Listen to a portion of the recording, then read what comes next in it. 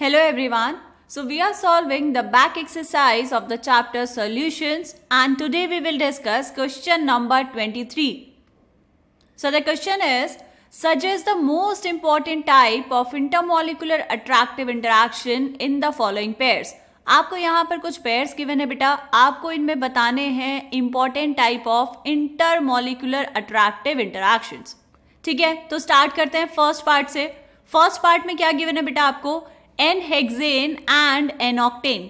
Structure बनाएंगे अगर नीचे तो क्या होगा बेटा, ये है 6 कार्बन एटम्स की चेन एंड दूसरा क्या है 8 कार्बन एटम्स की चेन. ठीक है, यहाँ पर हाइड्रोजन ऑब्वियसली प्रेजेंट होंगे. तो बेटा इनमें देखो यहाँ पर कोई भी ना तो चार्ज सेपरेशन है, ना ही कोई डाइपोल बनेगा, ना ही कोई आयन होगा, राइट. तो ऐसे केसेस में जो फोर्सेस काम करती हैं वो कौन सी होती हैं, वो होती हैं बेटा लंडन फोर्सेस.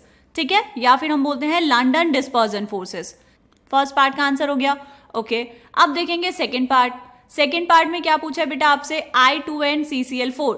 स्ट्रक्चर बना के देखो नीचे, I2 एंड CCl4. CCl4 तो ऐसा होगा और I2 कैसा होता है बेटा, I2 होता है लीनियर. तो इन दोनों में भी कोई चार्ज सेपरेशन नहीं, कोई आयन नहीं, कोई डाइपोल नहीं. तो यहां पर भी कौन सी फोर्सेस काम कर रही होंगी, लंडन डिस्पर्जन फोर्सेस. ठीक है, ओके. अब नेक्स्ट है बेटा आपके पास NaCl4 एंड वाटर.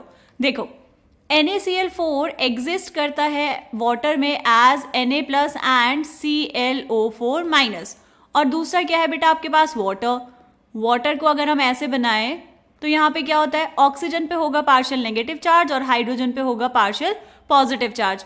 तो इनके बीच में इंटरेक्शन कौन सा होगा बेटा, एक है आपके पास ये आयन और दूसरा क्या है, दूसरा है यहाँ पर आपके पास डाइपोल. तो इनके बीच में जो इंटरेक्शंस होंगे वो होंगे आयन डाइपोल इंटरेक्शंस. तो यहाँ पर लिख लेंगे आयन डाइपोल इंटरेक्शंस.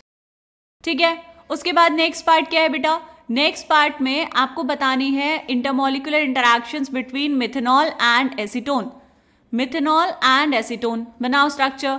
मिथेनॉल का मतलब क्या हुआ बेटा, CH3OH एंड एसीटोन है CH3 C double bond O and यहाँ पर CH3. ठीक, इन दोनों के बीच में क्या होगा, यहाँ पर भी है पार्शियल नेगेटिव और यहाँ पर पार्शियल पॉजिटिव और यहाँ पर भी क्या होगा बेटा, ये पार्शियल पॉजिटिव और ये पार्शियल नेगेटिव. क्योंकि ये दोनों ही पोलर कंपाउंड्स हैं तो पोलर कंपाउंड्स में कौन होगा, डाइपोल डाइपोल इंटरैक्शंस, राइट. तो यहाँ पर प्रेजेंट होंगी डाइपोल डाइपोल इंटरैक्शंस. क्यों होंगी ये समझ आया बेटा, क्योंकि ये दोनों क्या हैं, ये हैं पोलर मॉलिक्यूल्स. ठीक, और अगर नॉन पोलर मॉलिक्यूल्स होंगे जैसे एन हेक्सेन और एन ऑक्टेन था फर्स्ट पार्ट और सेकेंड पार्ट, वहां पे सारे मॉलिक्यूल्स क्या है बेटा, नॉन पोलर. तो नॉन पोलर मॉलिक्यूल्स के बीच में कौन से इंटरैक्शंस होंगे, लंडन डिस्पर्जन फोर्सेस. ठीक है, समझ आ गया.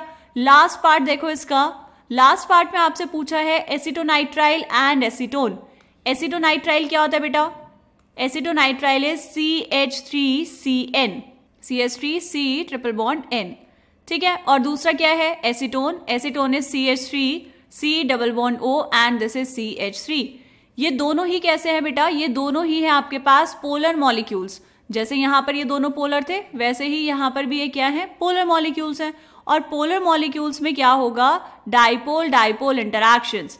ठीक, तो इसका भी आंसर क्या हो जाएगा बेटा, लास्ट पार्ट का भी आंसर होगा डाइपोल डाइपोल इंटरैक्शंस.